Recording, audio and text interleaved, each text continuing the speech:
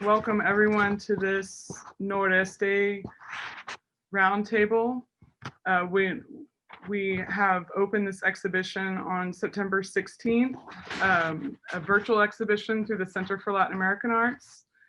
And I wanted to welcome everyone for joining us.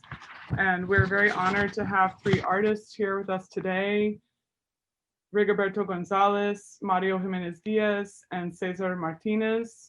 And we're also very honored to have as our co-moderators, Dr. Patricia Ruiz-Healy and Dr. Christen García. I wanted to welcome everyone virtually to this event at the Center for Latin American Arts here at UTRGV on both our Brownsville and Edinburg campuses. And the Center for Latin American Arts chose the title Noreste for this exhibition because we wanted to examine how the border informs the visual culture of artists working on both sides of the Rio Grande in both northern Mexico and South Texas. And the works in this exhibition examine ideas related to the border, la frontera, and how these artists living on either side of the Rio Grande have informed the way they think about art because of their cultural location. And thinking about the title Noreste suggests a focus on the culturally hybrid areas of the borderlands, where we should not be looking at Latin American Latinx art from just the north-south perspective, but also from south of the Rio Grande up to the north, to contemplate how these lands in Mexico and South Texas are connected culturally and artistically, and not merely separated by a geopolitical boundary. And today we hope to contemplate the complex nature of this border that signifies different meanings for different artists. And the Center for Latin American Arts therefore invited one artist from Texas, originally from Laredo, and now San Antonio, Cesar, and one artist from the Reynosa-McAllen border area, Rigoberto, and another artist from Matamoros who lives in the Matamoros-Brownsville border area, Mario. So welcome, thank you for coming today. And one of the main ideas of this exhibition is to emphasize that as artists, educators, and community members, we need to think of the La Frontera not just as one location that is fixed or static in time, but as a place, a border that has transformed the practice, subject matter, and philosophical approach of each of these artists and many others, so that we can examine their ideas here in this exhibition for reflection and inspiration. So I'm going to go ahead and get started with our first presentation by our first of three artists, Rigoberto Gonzalez. And Rigoberto Gonzalez is one of our faculty members here at UTRGV. Born in 1973 in Reynosa, Tamaulipas, Mexico, Rigoberto Gonzalez now lives in Edinburg, Texas. He received his BFA from the University of Texas Pan American, which is our legacy institution, in 1999, and an MFA from the New York Academy of Art in 2004. He currently teaches drawing and painting at the University of Texas Rio Grande Valley here. Gonzalez's work has been exhibited at the Smithsonian National Portrait Gallery in Washington, D.C., the Kunsthallen Bosselen Museum in Uddevalla, Sweden, the Museum of Contemporary Art branch of the National Museum in Wrocław, Poland, the Goodall Art Gallery in London, England, and many others. Rigoberto has participated in artist residencies at the Roswell Artist Residency in Roswell, New Mexico, and at the Santa Fe Art Institute Artist Residency Program in Santa Fe, New Mexico. And please join the center in welcoming Rigoberto Gonzalez. Thank you, Catherine.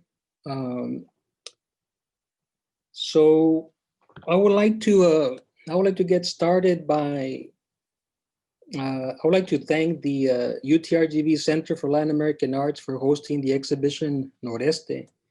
I also want to thank Catherine McAllen for organizing the event. And I'm honored to take part in the exhibition with Cesar Martinez and Mario Jimenez Diaz.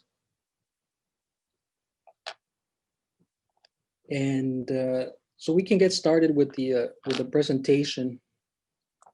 And as Catherine mentioned, I was born on the border town of Reynosa, Tamaulipas, Mexico.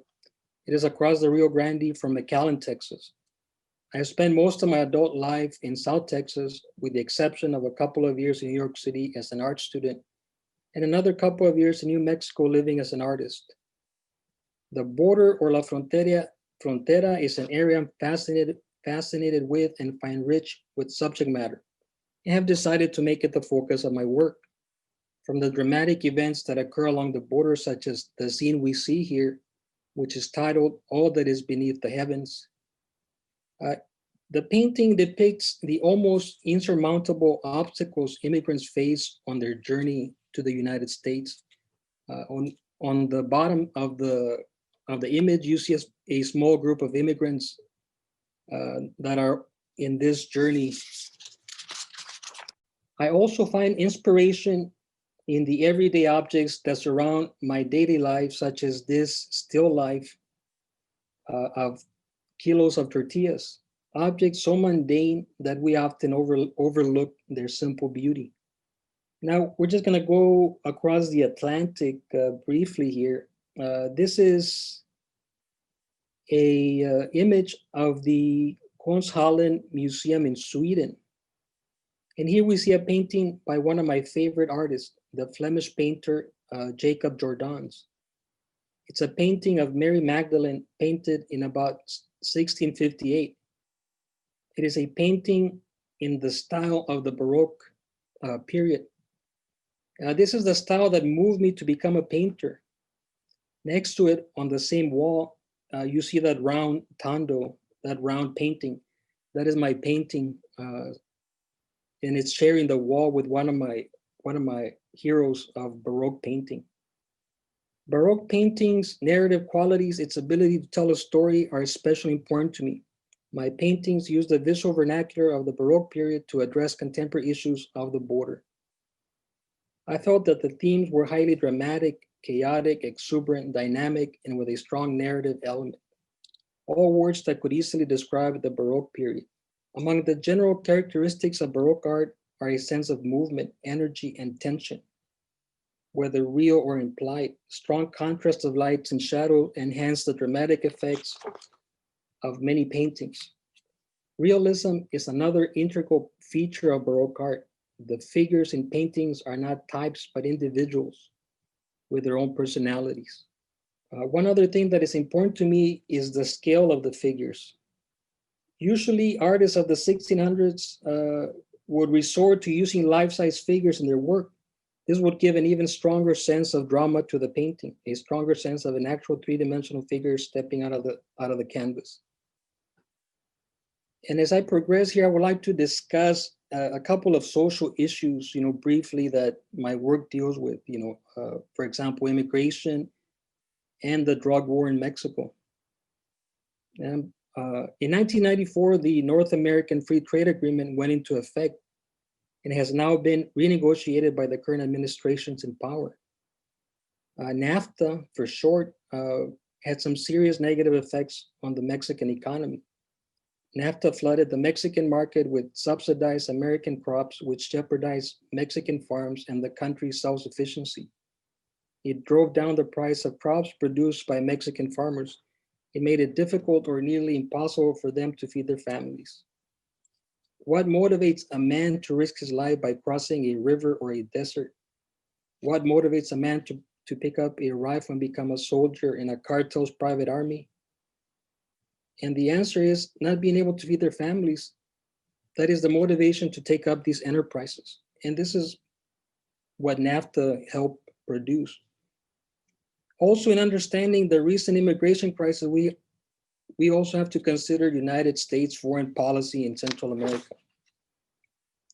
We have sent troops there, we've corrupted governments there, and basically, we have been supporting the elites who protect US business interests. However, US foreign policy is only one of the many factors that have contributed to the instability of the region. Now, the painting that we see here, titled The Flight into Egypt, or if you prefer its alternate title, Refugees Crossing the Border Wall into South Texas, it depicts a young family descending onto American soil. The sunrise, symbolic of brighter days ahead, They have arrived and found shelter from the uncertainties of Central America. But if you look closer, if you inspect the ground at their feet, we see the debris that America has produced and that America has to offer them. We see the remnants of fast food. We see over-sexualized, addictive consumerism. We see the current political instability. You see the newspapers representing those ideas. We see symbols of white nationalism.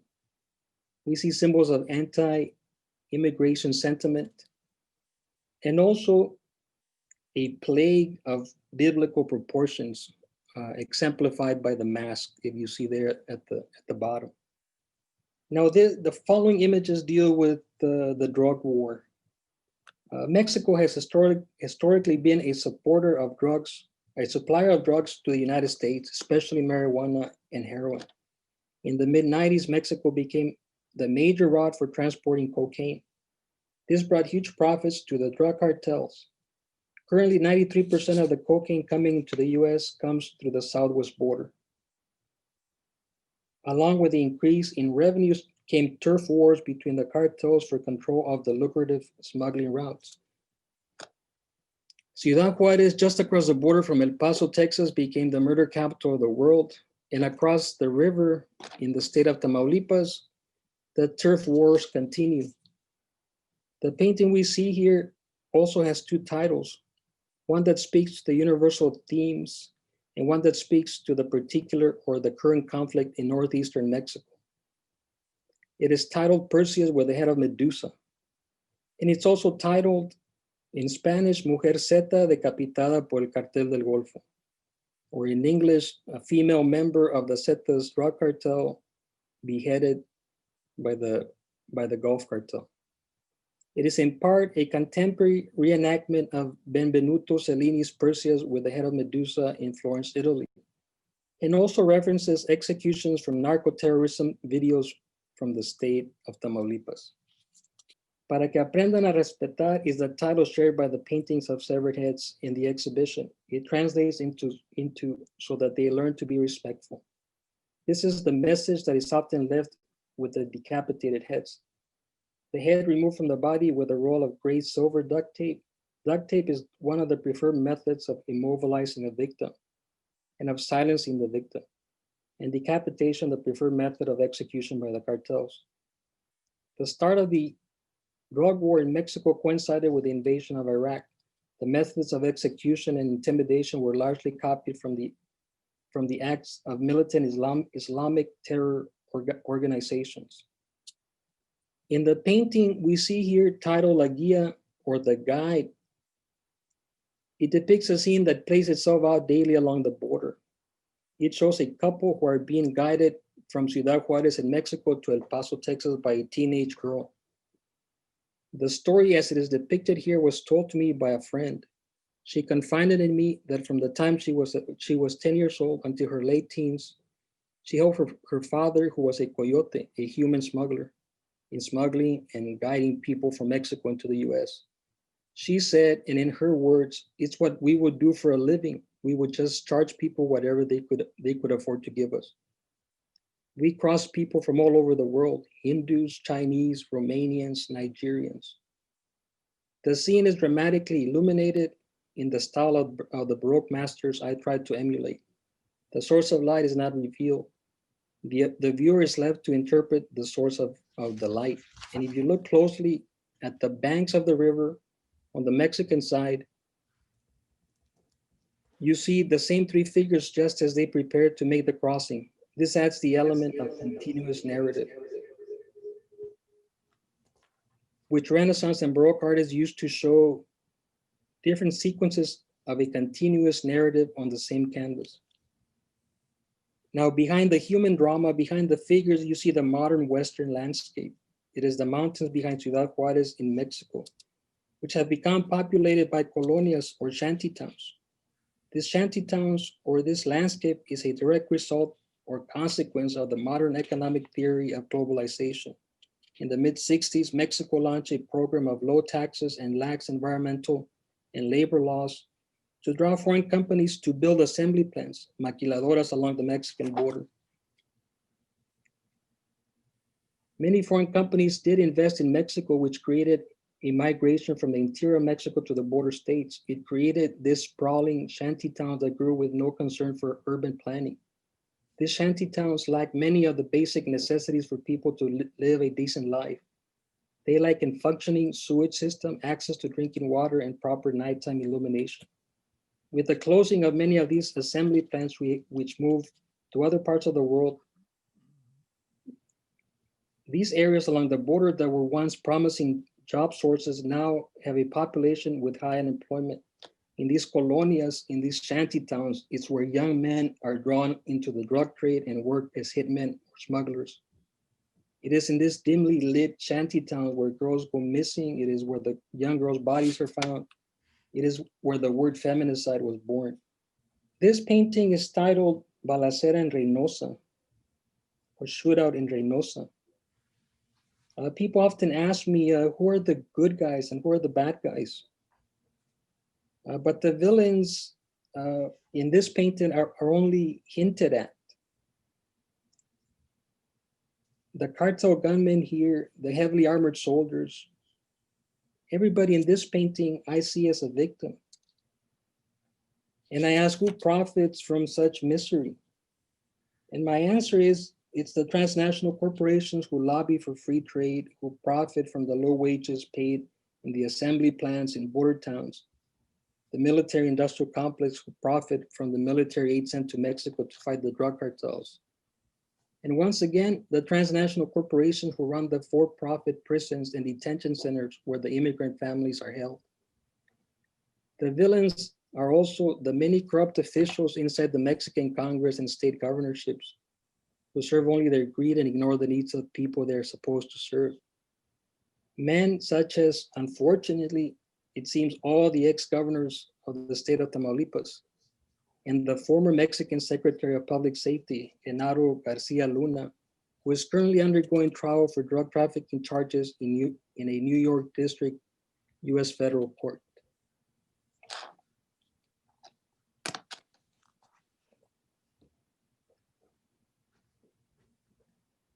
So that was my presentation. Thank you very much, Rigoberto. Thank you. Excellent presentation. The next artist I wanted to introduce is Mario Jimenez Diaz. Mario was born in the city of Matamoros, Mexico, and Jimenez has lived there since the first years of his life in what he describes as a hybrid environment, resulting in the mixture of cultures typical of a border city. Mario has studied in Monterrey, Mexico, earning a degree in visual arts from the Universidad Autónoma de Nuevo León. Years later, he obtained his master's degree in advanced studies in art history from the University of Barcelona in Barcelona, Spain. With more than 20 years of experience as a professional artist, Mario also currently combines his time as an artist with artistic production, with his time as a professor in various educational institutions in his hometown, including the Tec de Monterrey Matamoros campus. Please join us in welcoming Mario Jimenez Diaz. All right. Hello, everyone. I'm going to try to make myself understand in English. So my English is not so good, but I'll make my best. All right. So let's go with the presentation. So basically, my project is focused on image. All right. I even thought I studied visual arts. My area of specialty was movies and TV production. All right. So I didn't have the formation of plastic arts, which I did it by my own. All right. So I started from doing basically kind of abstract representations into what I'm going to talk a little bit more into the presentation. All right. So let's go to the next image. All right. So basically, this project started as an intention of doing a research in image. All right. I even thought I'm from the border town of Matamoros. I'm not into local topics. All right. So I'm not much interested in situations from the frontier because I lived in Monterrey. Even though I was born here in Matamoros, I lived in Monterrey for about 14, 15 years. All right. So Monterrey, Mexico, as much of you may not know, it's the third largest city in Mexico, but it's the largest or the most wealthiest economical city in Mexico. All right. And because it's very close to the frontier, it has a lot of similarities with American culture. That and that I was born here in the frontier. Earlier today, I had a chat with some students from the Tecnológico of Monterrey, and I was telling them that when I was a child, television, there were no cable television, and the only entertainment I had was open television, satellite television, and it was easier to see the American channels than to see the Mexican television. All right. So I grew up with all the influence of American cartoons, American TV shows, etc., etc. Next image. So most of my imaginary, it's focused on the image, all right? The image which I grew up with. My father was a doctor, a medical doctor, and he was much into art. So even though I didn't follow his steps into medicine, I did follow his steps into the image world because he was a amateur photographer also. So I was really, really interested on the properties of the image. So my first years, I focused on the production of the kind of meta language in which my image talked about images, all right? And in this case, about digital or the manipulation of photography. I didn't have a really pronounced interest in a political statement because I even thought I was, once again, I was born here. I didn't spend my formation, my professional formation years here in the border town, all right? So I was much more into the properties of the paintings or in developing my skills as an artist. On and on, I started experimenting now into the own painting, what many other people do on the image, on the photograph, all right? With, I don't know, with several programs such as Photoshop or so. I wanted to do the experiments on the canvas. So I started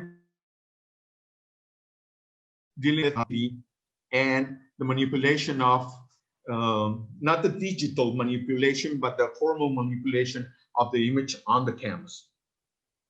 Also, the first years, or basically until a couple of years ago, I don't know, about 6, 7 years ago, I used to work on large format, all right? So at one point, I decided to start working on a small format just in order to see the possibilities of my my skills, my painting skills. So these paintings I did in a small format, which is I don't know how in centimeters. It's 20 by 25. don't know the measurement in American standards. So after I obtained my master's degree, I decided to change the way I approach image, or to experiment a little bit more into the image. So I started doing this kind of visual studies that it's called. Visual studies is basically, or just to resume it, it's an alternate way of doing investigation, alternate to the formal art history studies we all know and we all been into. And the visual studies is basically to involve another kind of professions into the art, all right? It has to do with, I don't know, in this case, sociology, or even, I don't know, medicine, or another kind of studies that frequently are not related to art study, all right? So in this case, I did a study on certain topics on this project, certain topics related to my own interest, but doing a research not only in how this topic was worked in art history, but also in another kind of, in another kind of medium. It has to do with movies or comics or publicity. So I started doing a research. I decided the topic, in this case, for example, it has to be with the fear, the childhood fear. And I decided to do an investigation on how this topic was managed in other kind of media. This project I did after I graduated from the master, and it took me about 2 years. It's done on a small format also. So I decided to give it a try. So I'm combining the traditional imagery from arts, or what we call fine arts, but also from another sources. Next image. This project took me about 2 years, and it's 20 paintings done in small format. So I'm not much interested in political topics, political points of view, but it's inevitable to be apart from social or political topics when you live here on such a problematic and such a hard place to live, as it's much of the frontier with Mexico and the United States. So at what point I decided to start working with the political kind, but without changing my aesthetics, all right, without changing the elements I use. So for example, in these paintings, I'm talking about the borderline, or the situation in the borderline, but I'm doing it as a Mexican, doing the imaginary as an American, or in this case, people from the US see Mexico. So I decided to have the composition, or the main idea of the Garden of Early Delights from El Bosco, El Jardín de las Delicias, and do my own version of this famous paintings from the 15th century. All right, so here is my own version of the Garden of Early Delights, which I situate in the US territory. It's basically a point of view of the frontier, but seen from the American point of view. So on this part of the, or in your part of the world, I situated the lights, all right? Although the lights, all the pleasures, much of, as I said it, appear on the on the Garden of Early Delights from El Bosco, and on the other side of the border, what we think Americans think of people who live here in Mexico. The stereotype, the cultural stereotypes, the menace, the, I don't know, certain kind of madness, etc., etc. So it's a Mexican point of view of how people from the US see us and see themselves. All right. In these paintings, I'm also using the political subject, which is the immigrants, people that come from many parts of Central America and from Mexico, but are stopped in our part of the border because all the restrictions of the US immigration situation on the present. And this phenomenon we haven't seen, or we haven't seen in this scale in times before, which is the refugee campaments here on the Mexican side. So this is my presentation of children who live in these refugee campaments, or these migrant campaments that are set here in Matamoros. And I decided to present them as invisible. Obviously, I cannot paint them invisible, but I had to paint it like this blurry image in order to say how they are,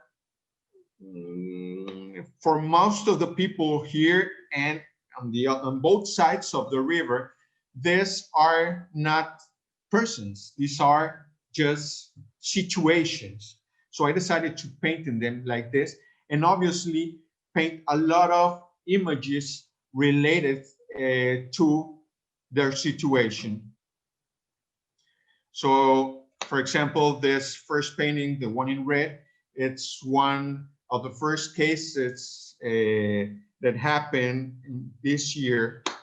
I believe it's this year, in which this man tried to cross the Rio Grande with baby on arms, and they got run with the flow, and they appeared a day later drowned.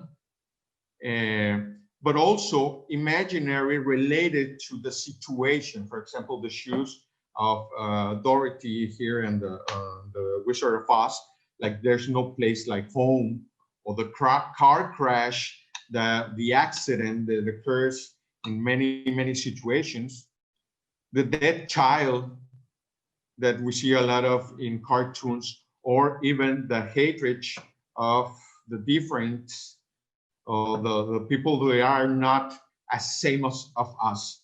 Even thought we are used to having the immigrants here on Matamoros. The difference is that in early years, they didn't stay here in Matamoros. They got to cross over to the US, and there were not local problems. With the change of politics in US immigrants, they started staying here in Matamoros. So we started seeing a lot of reactions against the immigrants from local people, a situation we haven't had before, or it wasn't as evident as is now with the situation, or was a little bit before the whole pandemia situation, which was the main topic here in the frontier city. And obviously the stereotype of the immigrant, even thought they are from several countries. Most of the American community sees only Mexican. Mexicans from Belize, Mexicans from Guatemala, or Mexicans from Mexico. All right. So this is my work, and thank you very much to everyone.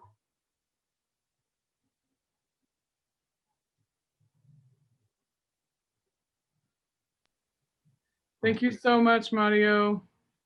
Thank you. Wonderful presentation. Thank you. I'm going to introduce our third artist in our roundtable and then open up the discussions with our co-moderators. Our third artist in our roundtable is Cesar Martinez. Cesar is a celebrated contemporary artist working in San Antonio, who was recently honored in the 30th anniversary of the Blue Star Contemporary Red Dot Show in San Antonio. Cesar studied at Texas A&I University in Kingsville and got his Bachelor of Science degree in 1968 in all art education. His involvement in the Chicano political movement since the early 1970s led his work to the Chicano and Mexican American cultural explorations and themes, for which he is now well known. He has exhibited widely at the national and international level, including the Corcoran Gallery of Art in Washington, D.C., the Brooklyn Museum of Art in New York, the LA County Museum of Art in LA, the Museum of Fine Arts in Houston, and the Museo de Arte Moderno in Mexico City. In 1997, Cesar was awarded a residency in the ArtPace International Artist in Residence program and exhibited in ArtPace's 97.3 exhibition. In July 1999, Cesar Martinez's relationship with the McNay Art Museum in San Antonio came full circle, as this was the first museum he ever visited while he was a student in college. And in 1999, he had a retrospective exhibition at the McNay Museum. And his work is also represented in many private and public collections, as well as the Art Museum of South Texas, the Houston Fine Arts Museum, the Austin Museum of Art, the San Antonio Museum of Art, and the McNay Museum in San Antonio. Please join us in welcoming Cesar Martinez. Thank you, Catherine, and it is a pleasure being here with my artist colleagues and with everybody involved. I am a product of the border. I was born in Laredo, just up the river from our present location, and my ideas as an artist are the product of my association with the Chicano political movement, the Movimiento Chicano, the Chicano civil rights movement. And at that time in the 70s, which is when I got to San Antonio, where I now live, there was a lot of political activism, and I fell in with it. I was not in San Antonio to become an artist, but that is what it all became. I say become an artist because I don't think of myself as a natural artist. I don't have a particular affinity with anything that has to do with painting or color or form or any of those things. Those are things that I have learned. What I do have and have had has been some what I think are pretty good ideas, and I have been able to parlay a lot of the thinking that was a result of the Chicano political movement. That involves politics, that involves culture, that includes notions about who we really are, about our food, and so on and so forth. And all of that, of course, in my case, is informed by the fact that I'm from the border. I am fortunate that I was able to spend time at the family ranch in Mexico, in the state of Nuevo León. And this was no fancy ranch. It was a big ranch, but a poor ranch because there was no water. I experienced riding horses, riding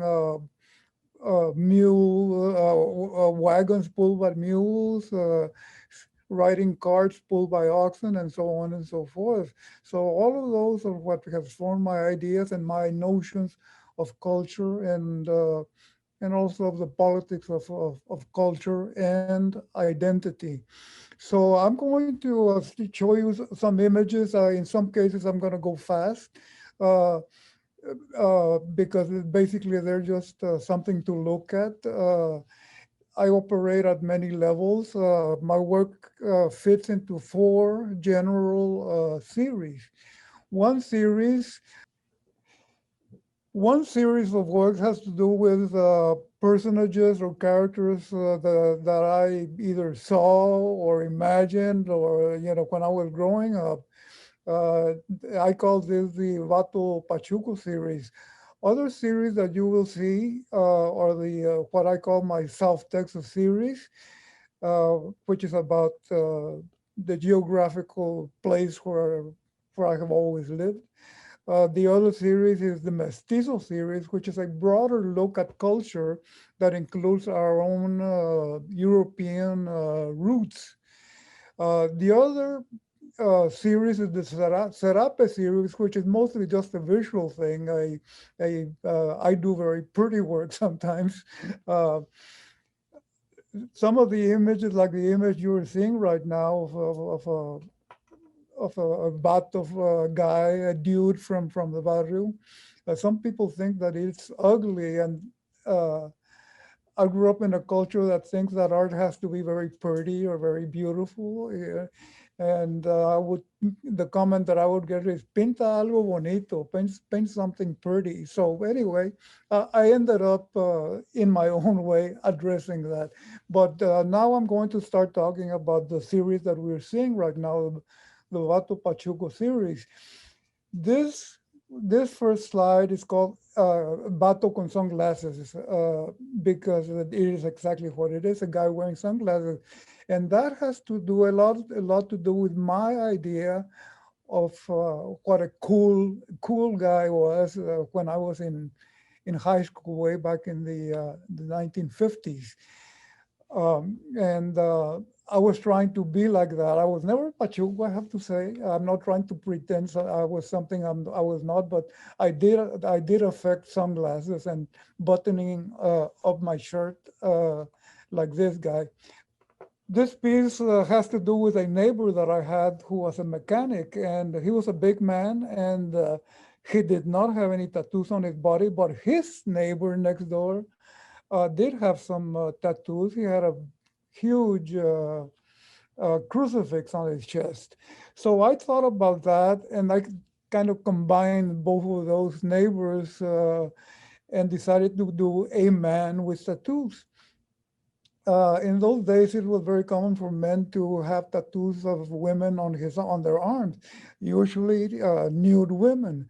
So I had to kind of like wade into that sexist territory, but that is what I was seeing when I was growing up. So I had to document it. So I decided to put the two women on the man's arms are. One was supposed to look very nice, a very nice person, and the other one's supposed to be more naughty. Originally,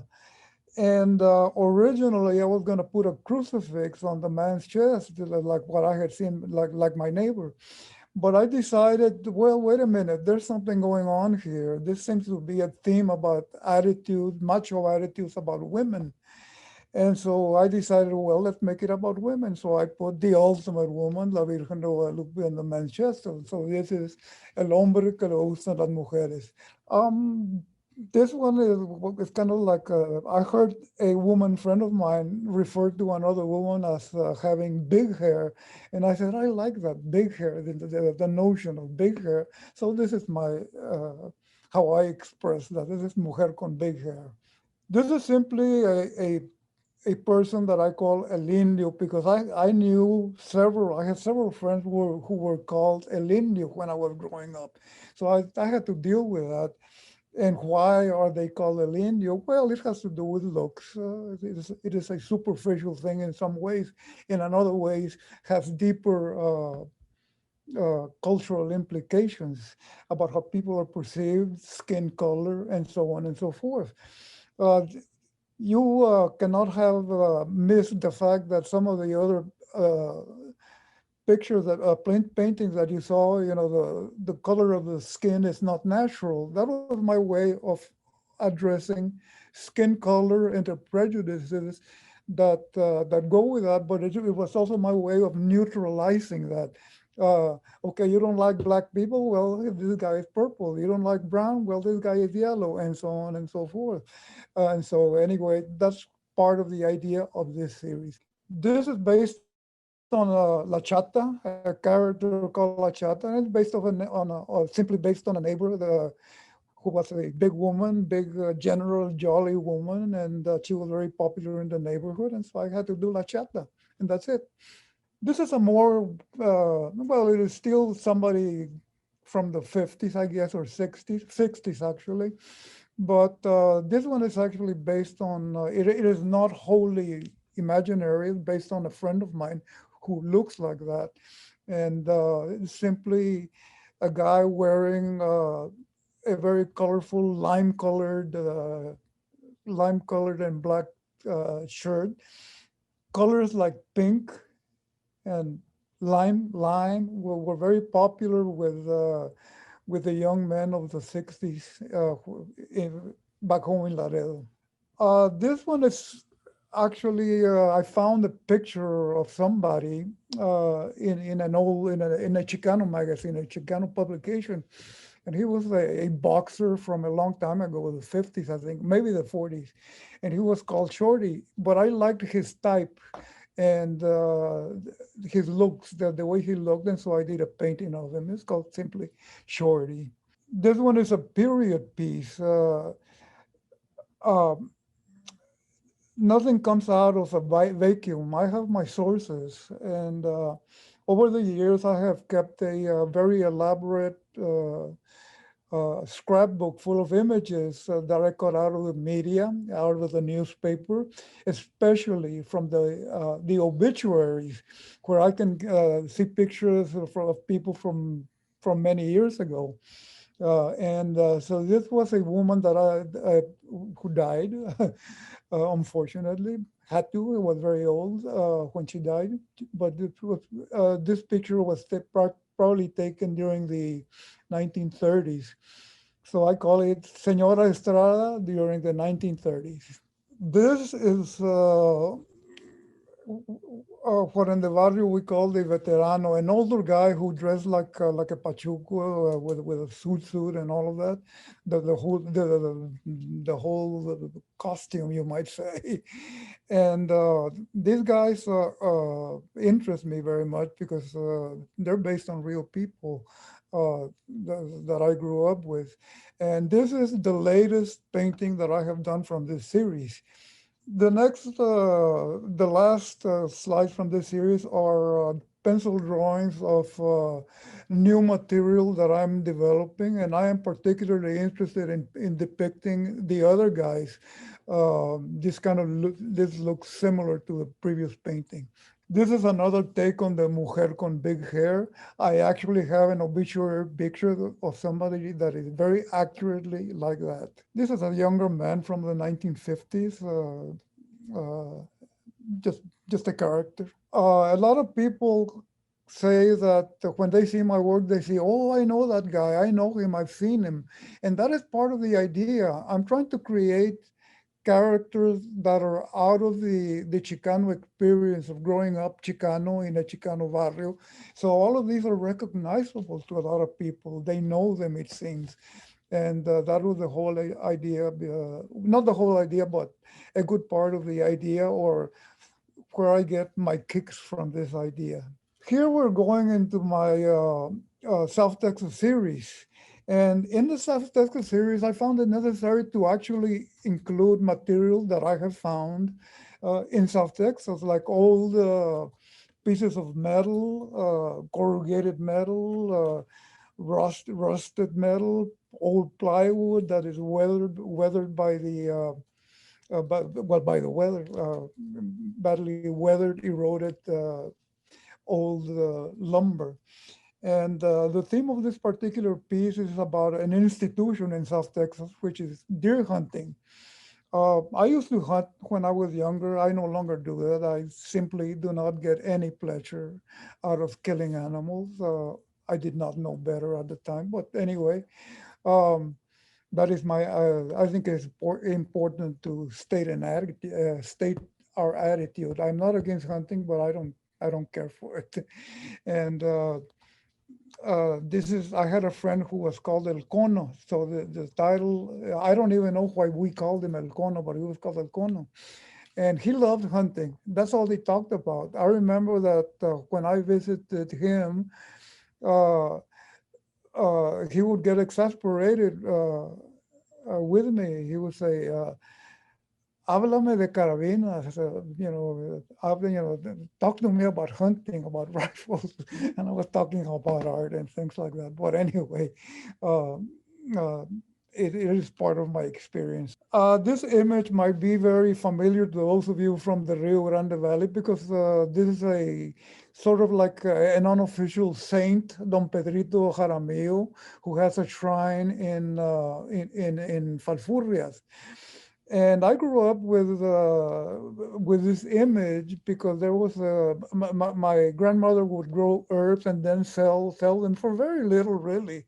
But my grandmother was very thrifty, and if she could make 10 cents off a handful of basil, we call it albahaca or hierba buena, whatever, she would do it.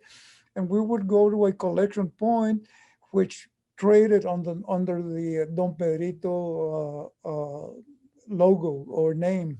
And so I did something about that. And like I said before, the materials are something that, we might see a lot in South Texas. On the outside, you see corrugated metal, and the central part of the piece is actually a car hood pointing up.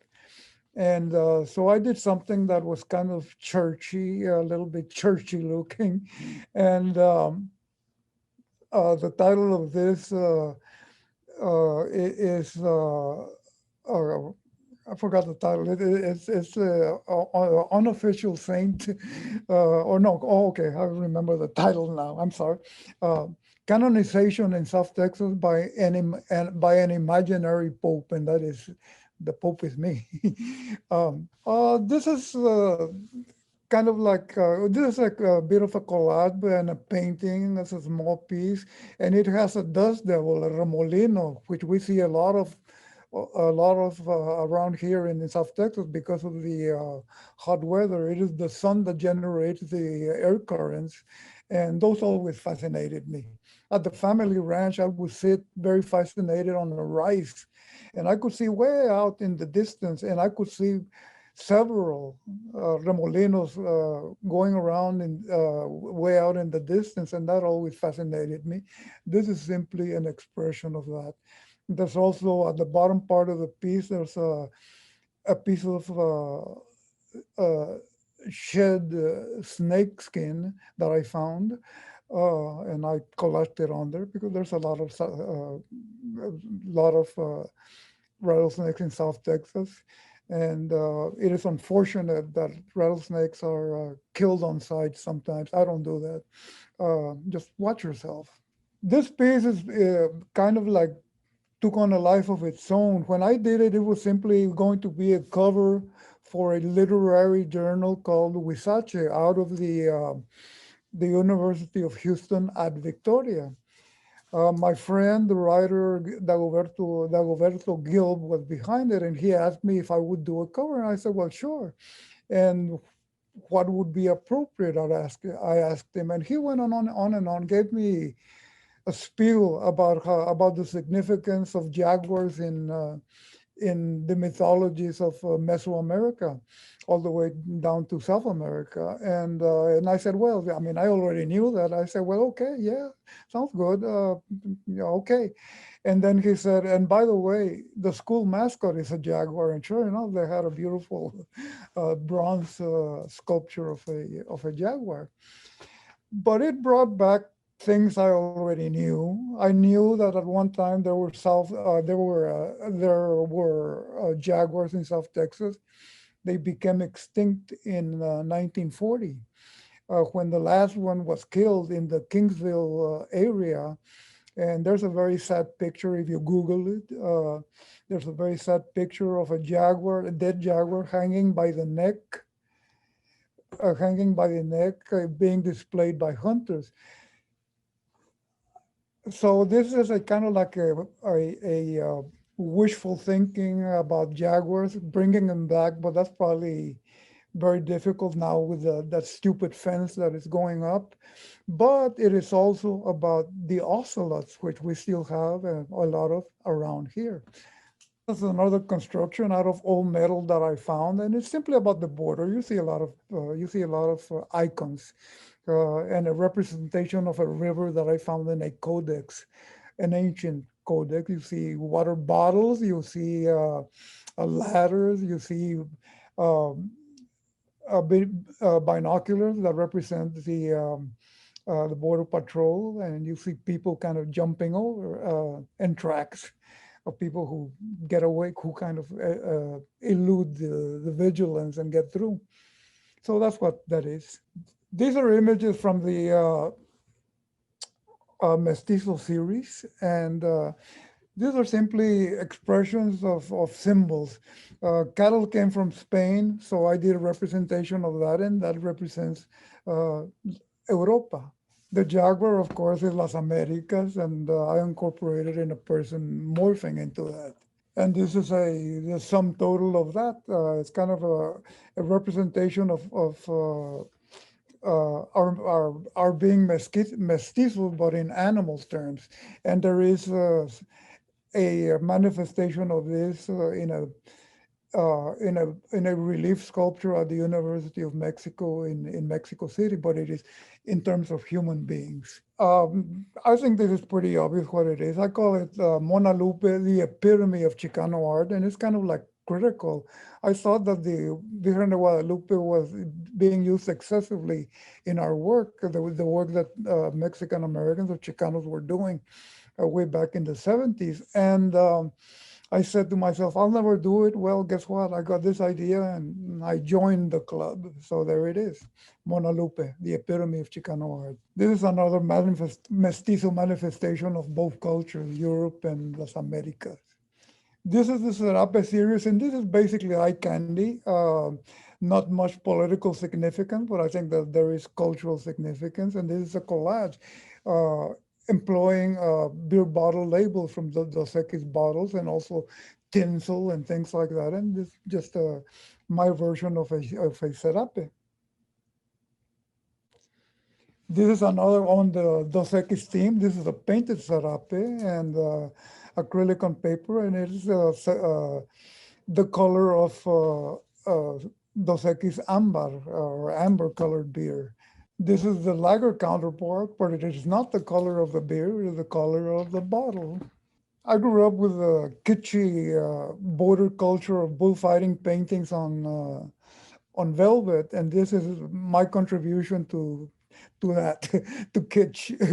But it is a collage that employs bullfight tickets, and also again, those Dos Equis labels. It's called Capote de Paseo, the elaborate cape worn by matadores when they walk into the ring. This is the same thing, but it is the lager manifestation. This is another sort of spin-off of the Serape series. I use the color progressions in the very common Serape that we see in border towns, except this is very somber, shaped like a monolithic stele, and I call this my Tlaquilo steles. Next. That's another version of that, the same thing. And then it all comes back to my interest in beer bottle labels, because I always like the tinsel in it, the metallic paint, and that is pretty much my presentation. Okay,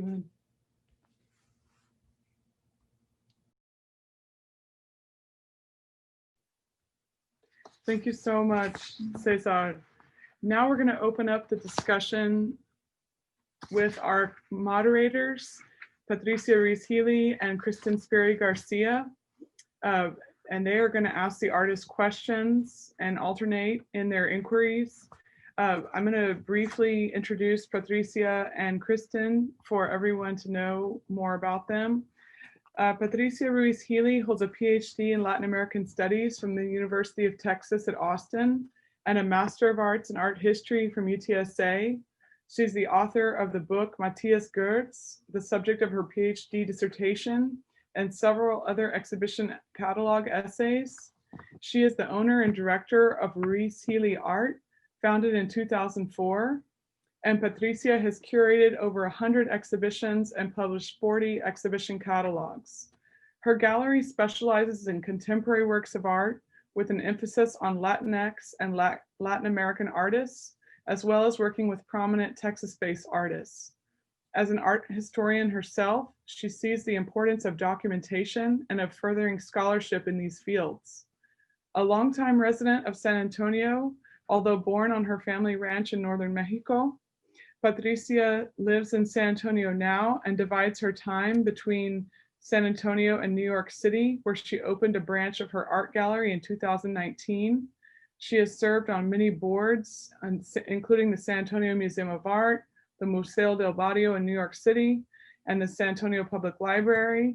And she is currently the chairwoman of the board of Art Pays San Antonio, an international artist residency. We welcome her today. Patricia, would you like to post or present your first question to the artists? Yes, I'm very delighted. Thank you. Well, thank you, Catherine, for the invitation. Thank you to the center and to the University of Texas at the Rio Grande Valley. I'm very honored to be participating today. I didn't know Mario's work, so this is an amazing presentation. Of course, I know Cesar. And Rigoberto, I was lucky enough to see his work at the Southwood School of Art. So because we don't have a lot of time, I'm gonna just go ahead and my first question is to Rigoberto. Rigoberto, you were born in the Mexican side of the border, and now you lived and work in the American side, the USA part. I am curious to know which country you usually show your work and who is mostly your audience. I mean, in your either collectors, either person that follow you, are they more American? Is a combination, or is yes, a combination? That's my first question. Yeah, I've shown my work mostly in the United States, Texas, New Mexico. Maybe once or twice I've shown work in Mexico. And it's been years. This work that I did, I mean, this work that I did relating to the drug war, there was interest in taking it to Mexico, but there was also a lot of hostility to it because it was maybe too blunt. Yeah, there was a lot of hostility to showing it in Mexico and even some local venues here in the valley. And there's the people that collect the work. There's some local patrons, and then there's also patrons from very diverse parts. People from Baltimore, people from San Francisco, people from Houston. So it's there's some local interest also, but yeah, it's been mostly that's the people have been interested in my work. It's pretty diverse, but mostly on the U.S. and not in Mexico. Yes. Okay. Well, thank you for your answer. I guess we go to Kristen now. Yes, we'll go to Kristen now. Thank you, Patricia. Christen García is my colleague at UTRGV, and it's an honor to have her here today as well. Originally from the San Diego, Tijuana borderlands, Christen García is a visual and performance artist, writer, and educator. She is co-founder of Museo Me Vale and the nationwide museum mascot project. Examining the borders that exist between the public, communities, and art institutions, the nationwide museum mascot project has mascotted and performed at over 40 venues including the Museo de Arte Contemporáneo in Lima, Peru, the Fowler Museum at UCLA, the Museo Jumex in Mexico City, and the Museum of Contemporary Art in San Diego. For 6 years, she worked for the studio of internationally known video artist Bill Viola in Long Beach, California. She coordinated worldwide exhibitions, publications, artist lectures, museum collections, and has collaborated with the artist galleries in New York, London, and Seoul. Garcia received her PhD in art education at the Pennsylvania State University. She earned an MFA in studio art from Cal State University, Long Beach, and a BS in studio art at the University of Wisconsin-Madison.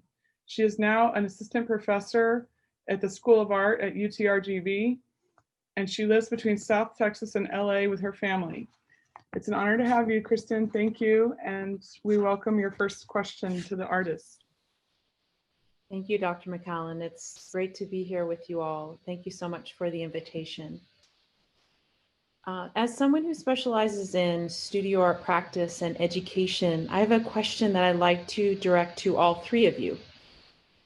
If you were to rewrite U.S. art school curriculum, how would you represent or teach Latina, Latino, Pocho, Hispanic, Mexican, and/or Chicano art practice, depending on the title that you would like to use? But what would you change, and how would you, in terms of representation, what would be important to teach?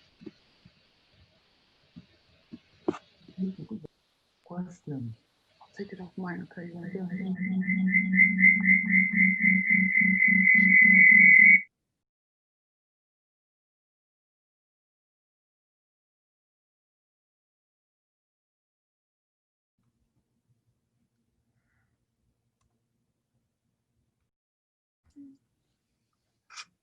Okay, well, I'm not sure that I understood the question about representation of I guess representation is a cultural thing, and yes, of course, there are individuals who look in a certain way, but the way that I treat the character that I paint, these are created like literary characters.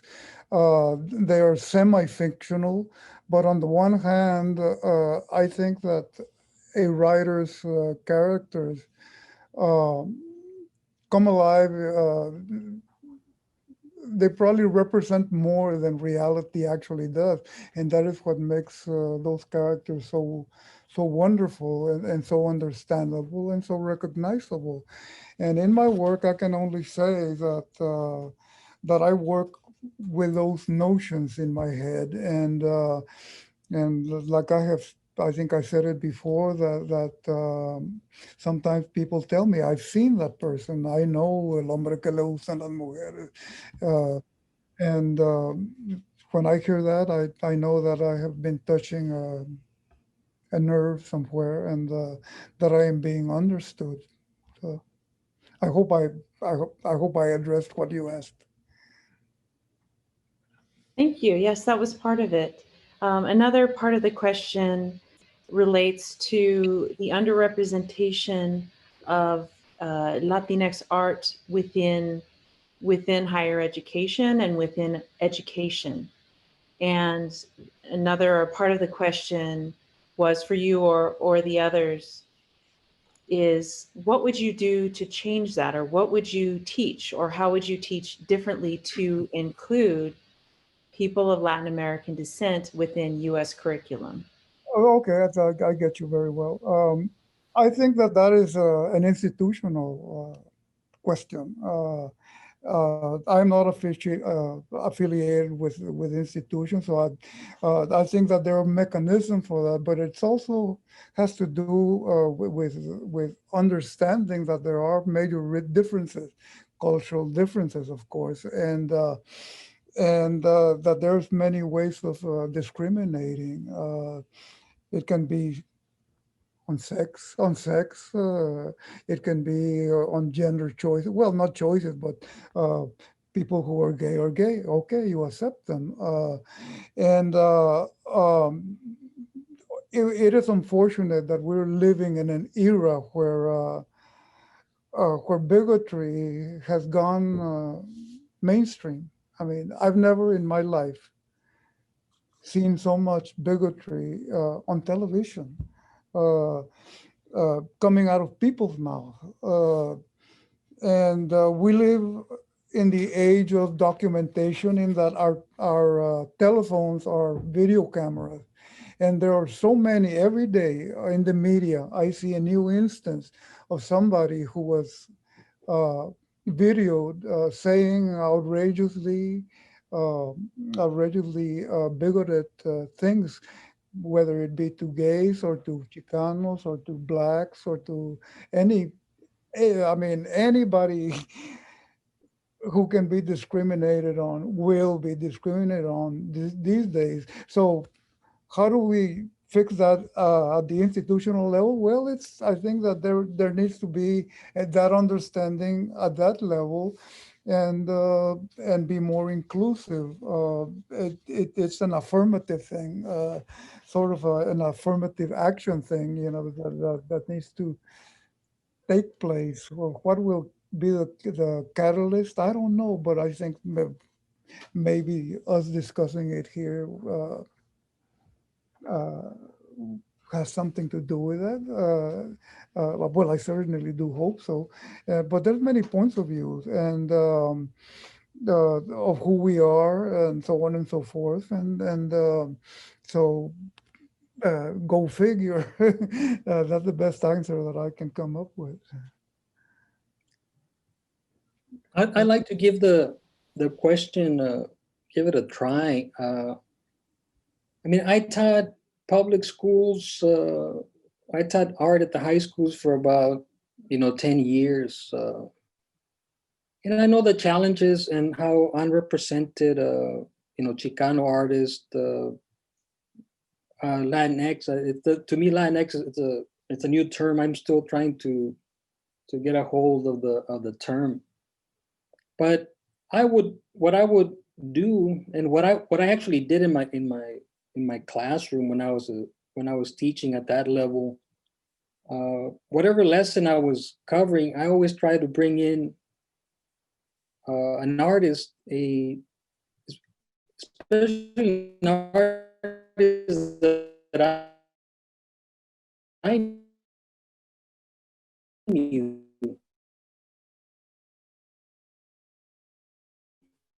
That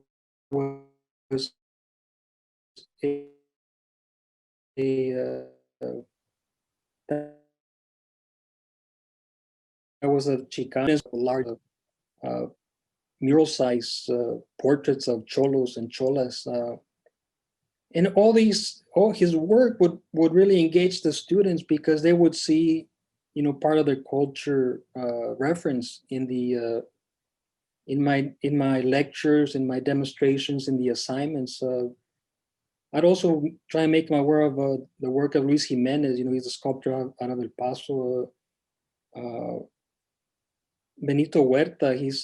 I would show the work of Benito Huerta all to my students, just so that they knew they were artists from their background, culturally, that were making a statement with their art. And of course, I would also show them, Vincent Valdez, show them work that artists that I knew personally. Like I've met all these guys. So that's how I try to deal with that lack of Chicano artists that are not covered in the curriculum. So that's how I approached it. I don't know if that answers the question. All right. So I wanna talk about something. Obviously, I cannot do my opinion on the teaching on the arts related on the U.S. because I haven't had that experience on that side. But I can tell you what we, as Mexicans, as Mexican artists, we see about the preparation of artists on the other side of of the US side.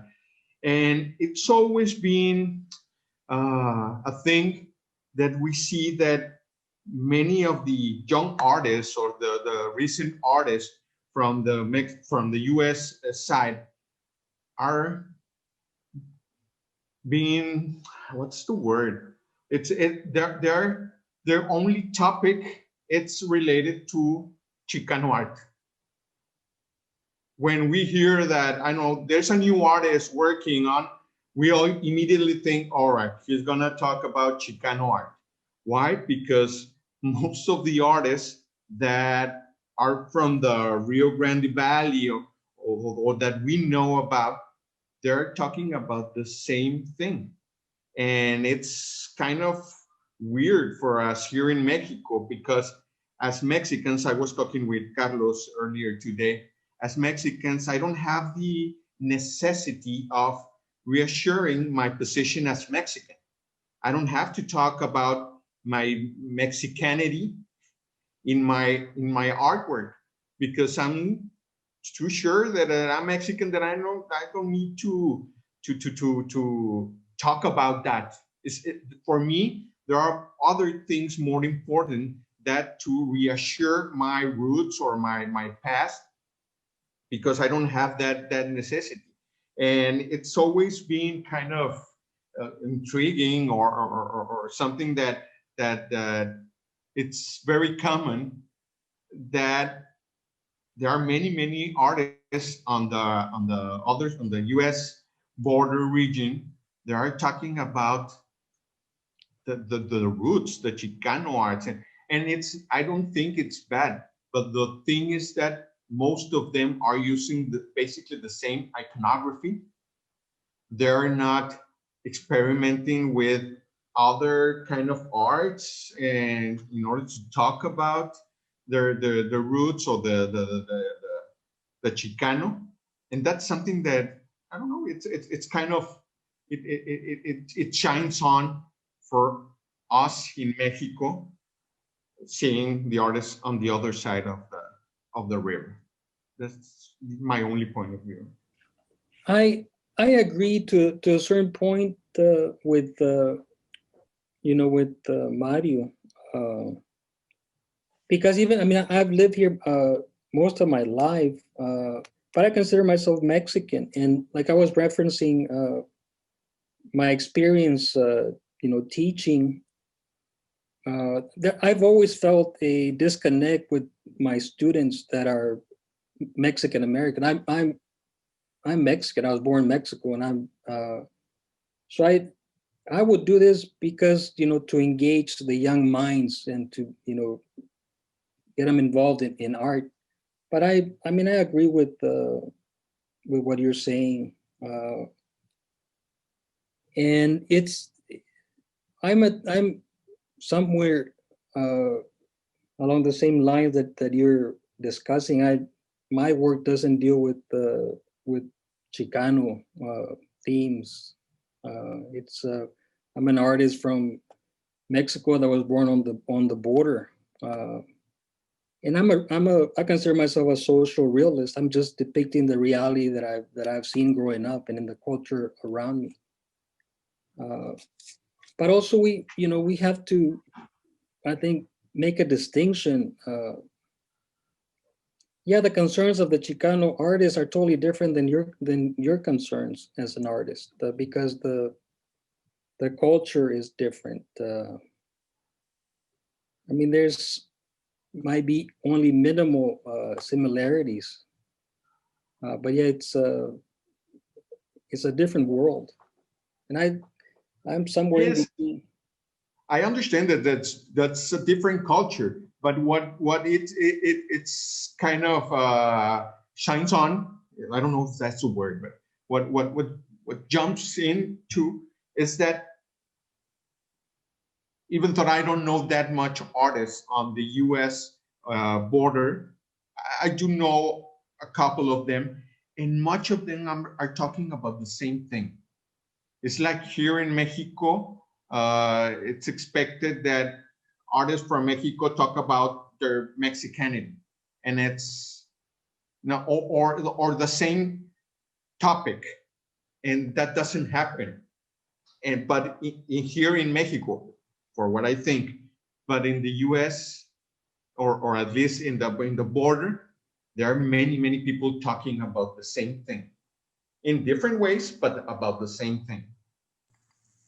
Well, I don't agree with you, Mario. I think there are several directions in Latino, Chicano, Latinx, all these different terms. There are different directions. There are more conceptual-based artists that are Latinos, but they have done a more conceptual ways of dealing with art. Even Cesar, is a good example because Cesar has 4 different series. Only one is about figures, the Pachuco series. I mean, there is a richness of Latino artists out there that is amazing. I am talking, I had been living in this country for about 30 years and learning about more and more about the Chicano history and the movement, because it's not taught in Mexico at all. And there are a lot of very valuable lessons, art history lessons, iconography lessons. And I think it just brings a lot of richness to the landscape in general. I wanted to ask you about your collage. Is that a collage? El Bosco, I know it's a painting, but do you use collage as well, Mario? No. It's all painting. It's all painting. Yes. Yeah, I was curious about that.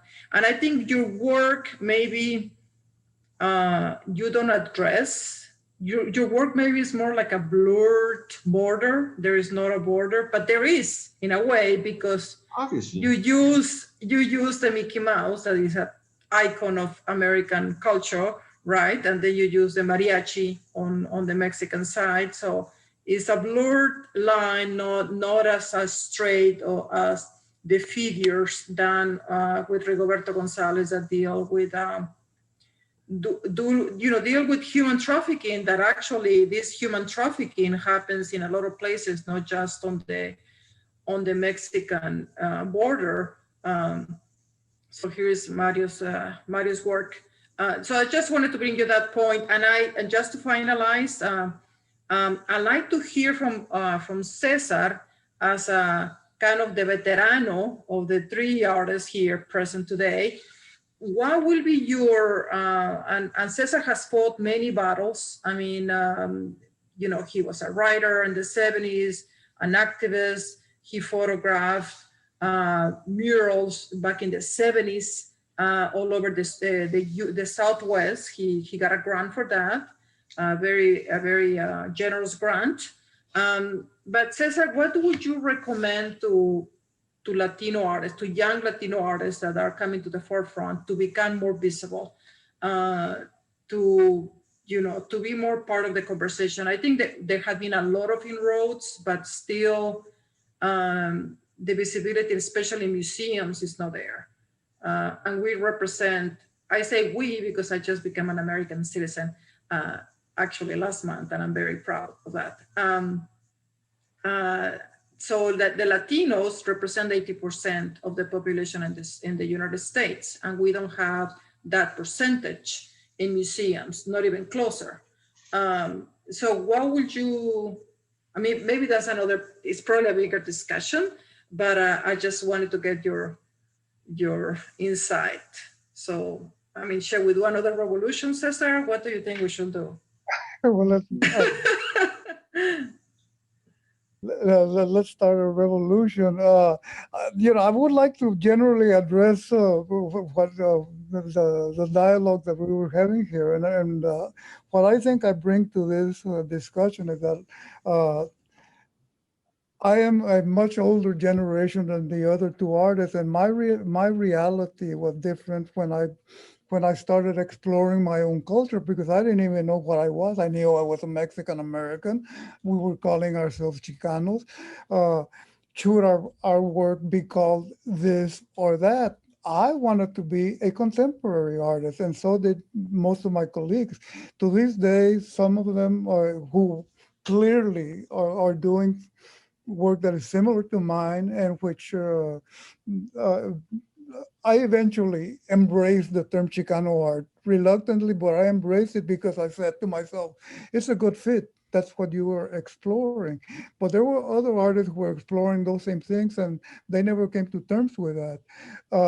The other thing is that there is a schism here, a cultural schism. Mexicans do not have to deal, well, it's up to our Mexican artist friend to clarify that, but I don't think that they have to deal with issues of their culture in a foreign country, because basically that is what Chicanos are. Our lands, and especially here in the Rio Grande Valley, were appropriated by the dominant culture, the culture that took everything from us through many devious means. Many people lost vast lands that they had for generations when this part of the country became part of Texas. So it's a complex issue. I do still find it necessary at my age to assert my cultural identity. If I don't explore the contemporary forms of making art, it is simply because I am older. I don't have a problem being my age. I don't hide my age.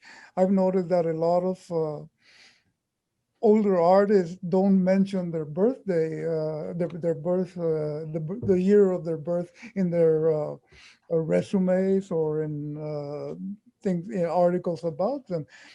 I'm 76 years old. It is a fact of life for me, and my reality is what it is. And I think that Rigoberto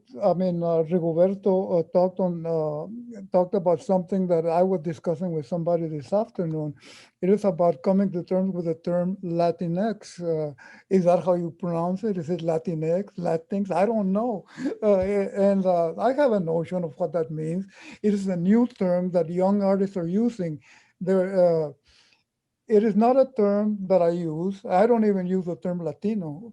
Why Latino? Why one language removed from my actual language, which is Spanish, and of course English too. The facetious thing to say about being called a Latino is, well, I don't speak Latin. Well, who does? Scholars do. So no, I'm not gonna. I said it in a way, but I didn't mean to like make a joke about it. I am a Mexican American. I am a Chicano. I am a Hispanic in terms of language. I can speak. I'm bilingual. I can speak Spanish. So why Latino when there's Hispanic? And another thing that we were talking about this, or that I was saying. Actually, I don't want to blame somebody else for what I was saying. Latinx seems to be a very self-conscious designation that is being used by younger people, and perhaps they have a need for that. I don't pretend to understand why they are using it. Just like it was an issue for us to call ourselves Chicanos in the 70s when my thing started, because a lot of people were calling themselves Spanish, and we thought that was very opposite. We're not Spanish, we're mestizos. And I don't even know the origin of the term Chicano. Some say it has to do with Mexicano. Well, who knows? Does it really matter? That is what we chose to call ourselves. It was an issue. Now it is not an issue anymore. That point has been proven. It's academic now, so I don't care if you call me Hispanic or Mexican American or Chicano, but don't call me Latino, because I mean, I'm not that. I don't feel that. I also feel that Latino is a very Eurocentric term. So I tend to get windy, so I'm going to cut it off right now, but I think I have said what I wanted to say, address that.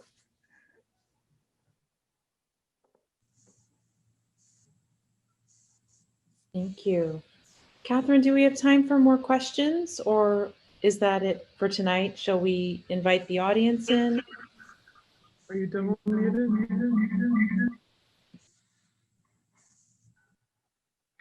Yes, sorry, we're making sure we're not echoing. Yes, I was thinking that we could invite questions from the audience. One question that was posted was, I think, already discussed by the artist. There was a question for that someone had emailed separately. It was a question. It was a question for Cesar Martinez about what are your thoughts on the work of Carmen Lomas Garza and her references to borderland medicine folklore, such as curanderismo and Don Pedrito, in relation to your work. Do you have a comment on that? On the iconography of the work of Carmen Lomas Garza and her references. Let me. Thank you. Carmen Lomas Garza was a friend of mine. I met her in college. She was a little bit younger than me, and she's a good friend. I was fortunate to spend a day with her last year, I think it was. She was in San Antonio for some event and catching up with old times. And I might add that at one time, when I did one of those, I have done numerous versions of the Don Pedrito piece that was seen in my work, and somebody was saying that that if I was kind of like being influenced by Michael Tracy, who is a well-known artist from based here in South Texas, and I was in fact aware of Michael's work, and I even know Michael a little bit, but it was actually Carmen Lomas Garza from whom I got the idea about doing a piece having to do with Don Pedrito Jaramillo, because she did a wonderful little triptych, an etching, and so I got the idea from her. But I think I already explained in my general talk that my grandmother used to sell her homegrown herbs to a collecting house that traded under the Don Pedrito name, Don Pedrito Jaramillo name. So I had that connection. So I said to myself, who cares if they say that you're copying Carmen? I want to do something. And I think what I did is very different. Well, actually, it's very similar, but in very, very different terms, very different techniques.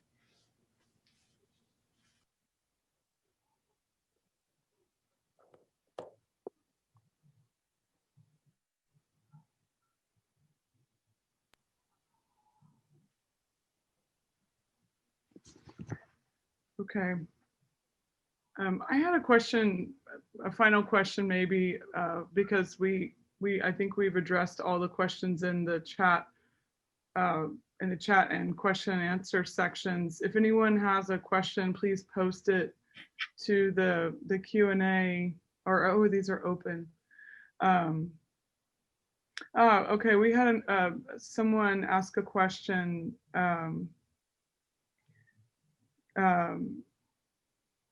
By Diego. I would like to know if if any of the artists have a dream project, as in something they've been working on in the back of their minds, but haven't gotten around to starting on due to various reasons. What is it, and why is it significant to you as an artist? Perhaps Mario, you want to answer that first? All right, let me get the point of the question. Do you have it's in the project? Yeah, it's in the Q&A section under open. Yes. I'm reading it, but I'm going to try to answer what I understand from the question. Obviously, as I'm working in a project, I'm thinking about the next 2 or 3 projects ahead. All right. I don't even have solved the project I'm working with, but I have the ideas for the next projects, which sometimes I get to work when I finish one project or one series, but sometimes I don't work in that specific project because what seems like a good idea at one point, perhaps on the next months or in the next weeks, I change mine. And there's a lot of projects that I have been postergating, and that they are my dream projects at one moment. But as I'm doing the research for the present project, which I do, I start changing my mind. So I do have some dream projects, but they change quite a lot in order as I'm working on the actual series or project. It's kind of like yes and no. Excellent. And Rigoberto, do you want to answer that second? And also, I wanted to add a little dovetail question to that question. Can you speak a little bit too about the circumstances that inspire you to work on projects in the future based on your experiences volunteering at, for example, Sister Norma's Respite Center, or people who contact you for commissions of your works that deal with immigration? And also too, what are your dream projects? Yeah, in regards to the, am I muted? No, wait. Yeah, in regards to the dream project, I'm always working on my dream projects. Every project that I'm working on is something I've wanted to do for a long time. What prevents me at times from completing my work or my ideas is just time and the amount of time and hours that it takes to complete a painting. But I'm always occupied in creating my dream project. Every single painting I create is my dream project. And in regards to your question, I mean, because of I know I participated in a show at the Smithsonian, and the painting that I displayed there got a lot of publicity, and it traveled. So I get a lot of inquiries about work dealing with immigrants. And so to come up with ideas, I mean, what other aspect of the immigrant question can I depict? A couple of years ago, I was visiting the Respite Center here in McAllen. And I was going there along with a writer friend, and she was conducting interviews with the people that had just been released from detention, and they were staying at this center before they moved on to other parts of the country. And so she would record and write the interviews that she was conducting, and I would sketch and listen to their stories. So it's important for me to do this kind of research so that I can get a feel for what is actually happening. And I mean, this is something that's ongoing, it's a research that is ongoing still, trying to come up with new ideas for this developing, body of work.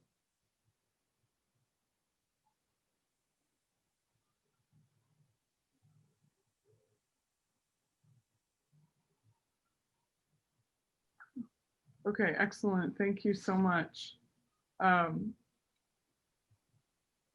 This question is for Mario Jimenez Diaz. Mario, can you speak a little bit more about how different you think the art is in the Valley compared to the art that you and your colleagues are working on in Mexico? And this person said, I found a lot of different approaches in your work that shows a mix of you being Hispanic, much like the authors. So why is it different for artists in the Valley, in the Rio Grande Valley? I think we've touched on a lot of those Right. ideas, but Let me just make this thing clear. It's not that I'm assuring that this is the way, but it's the perception we have about the artists on the American side of the river. The difference that I see is that there's no stereotype for the work of artists in the Mexican side of the border. But we see, that's our perception, not reality, but that's what we perceive, that there's a stereotypic work for artists on the other side of the river. Let me exemplify this with a thing that happened to me a couple of years ago. I lived in Austin for about 2 years, around the year 2008, 2009. And at that time I was working with a gallery over there. And on one show, I approached some person that were talking about my exhibit work. So I presented myself and I said, well, I'm the artist from these paintings and I'm Mexican. And for them, it was it was really strange. And they asked me, why are you painting that if you're Mexican? And I say, well, because I don't have to paint in a specific kind of way, even though I'm Mexican or I'm a person. So I want to paint what I want to, I decide what I want to paint.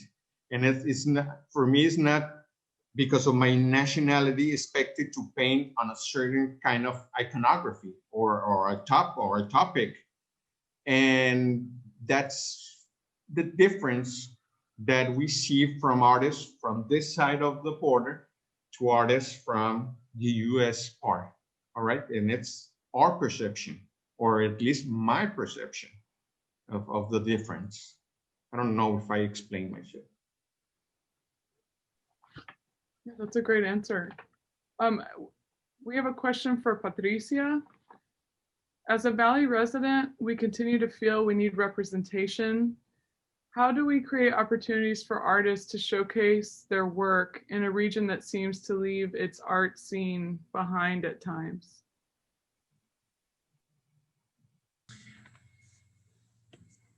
Okay. Am I okay here? No. We can hear you. Okay, you can hear me. Oh, sorry. I would say that nowadays you can use social media quite a bit to make your work visible. You have to be also more proactive, follow curators that you admired, do a lot of research. You can follow also organizations that showcase contemporary art. And that way you are more aware of talks, conversations, and try to insert yourself. And I think it's hard at the same time because we're not congregating, they're not openings, but there is a lot of things that you can do from your laptop, from your phone.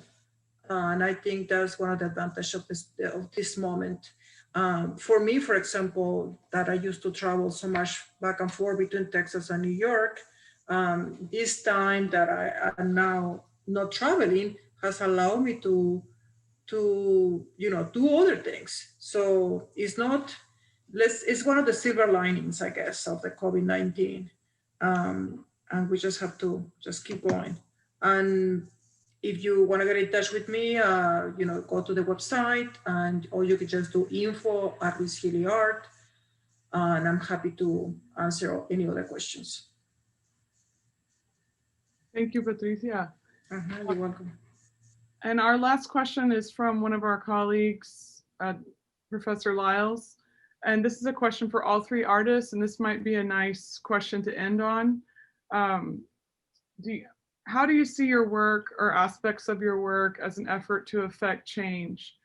And can you just briefly mention what changes you are endeavoring to see realized? And why don't we start with Rigoberto? Yeah, I mean, that's the whole point to my work, you know, to bring about some kind of change through awareness of themes that I think are often ignored by other media. I speak about this on my statement that there's often a lot of sound bites about immigration, about the drug war, about the border, and in my work I try and expand and go more in depth in those sound bites, and by touching on these themes that are never really gone into great depth. I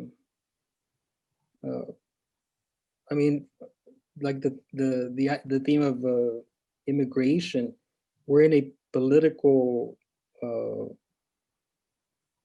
season with elections coming, and sometimes it is regretful how little depth the discussions have in relation to immigration. The candidates are, I'm for legal immigration, for doing it the right way. And I touched on my presentation very briefly. We need to really consider how we have influenced the countries to the south of us and how that has affected immigration. So I mean that is what I try and do with my work. I think that definitely trying to bring about some kind of change through awareness of the themes and problems that I am trying to discuss in my paintings. Thank you.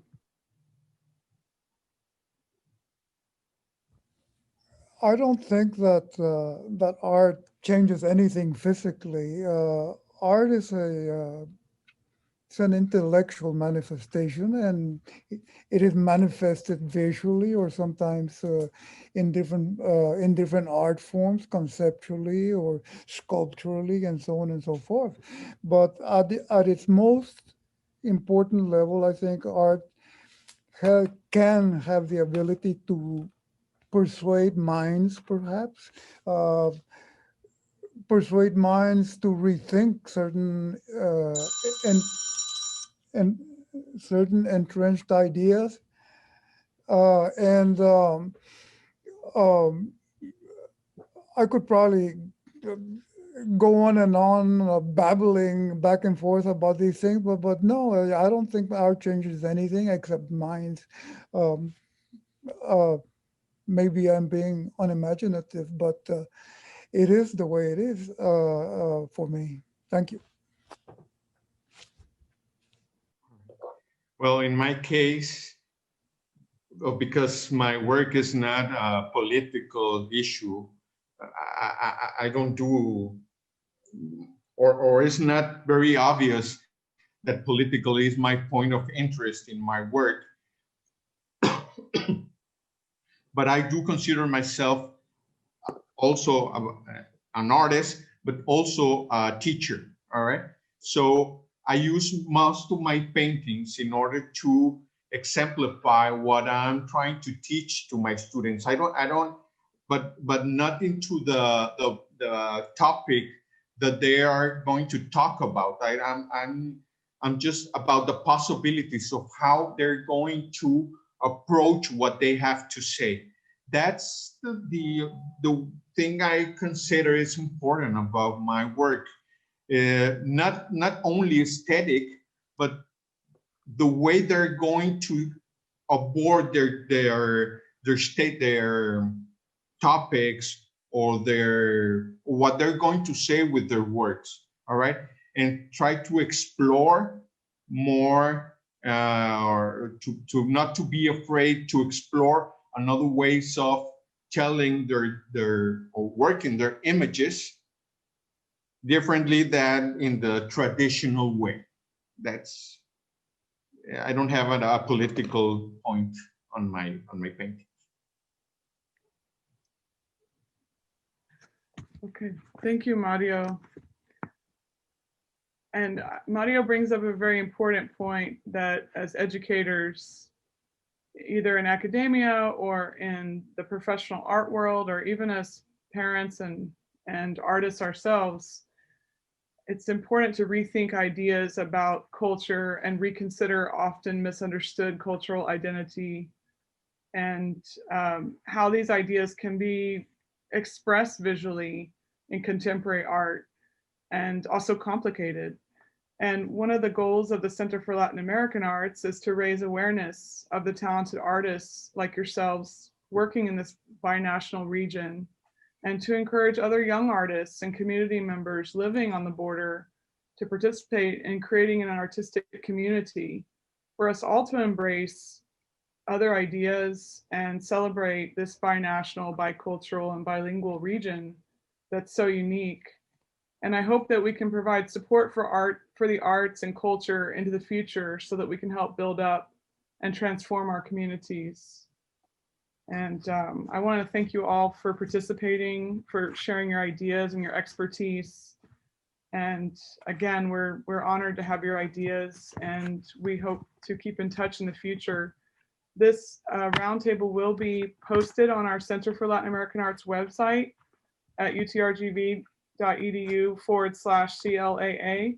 So we hope you'll encourage your colleagues, students, friends, and community members to watch it again, or watch it for the first time, to share these ideas and keep thinking into the future. So thank you all for coming, and thank you to our audience for joining us tonight.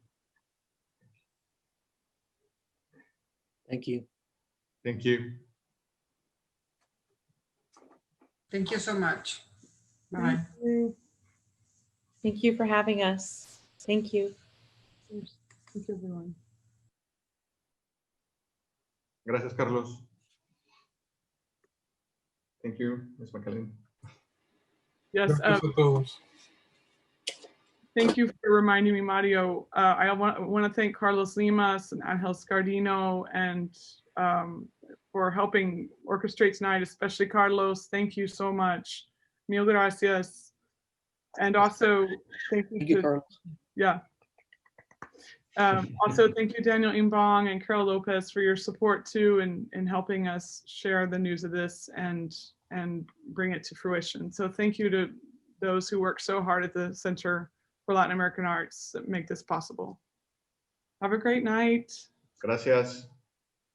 Hasta luego. Bye. Gracias. Gracias.